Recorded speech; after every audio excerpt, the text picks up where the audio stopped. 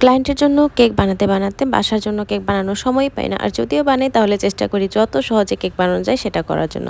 তো এখানে আমি একটা পাউন্ড কেক বানাচ্ছিলাম ৩ ডিমের। এখানে ১ কাপ চিনি দিয়ে ভালো করে বিট করে এটাকে একদম সাদা টাইপ করে ফেলবে। এখন এর মধ্যে দিয়ে দিচ্ছি ১ কাপ তেল।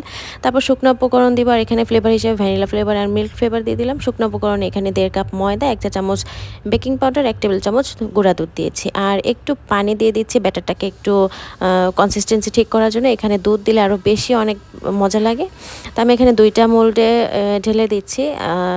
যেহেতু আমার ওইটাতে ঢেলে একটু বেশি হয়েছিল, তারপর ওভেনে বেক করে নিলাম। একটু সাইড দিয়ে পুড়ে গেছে, উপরের তাপটা একটু বেশি হয়ে গেছিলো, কোনো সমস্যা নেই।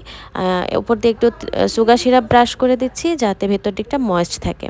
তো এই তো আমার পাউন্ড কেক একটু কেটে দেখাচ্ছি, দেখেন ভেতর দিকটা কতটা সুন্দর হয়েছে। আর খেতেও আলহামদুলিল্লাহ অনেক মজা হয়েছে। আর এটা যদি বাটার আর দুধ দিয়ে করা হয় তাহলে আরও বেশি মজা লাগবে। অবশ্যই অর্ডারের ক্ষেত্রে সেটা ফলো করে থাকি। এই যে একটু ভেঙে দেখাচ্ছি, দেখেন কেমন লাগলো, অবশ্যই জানাবেন।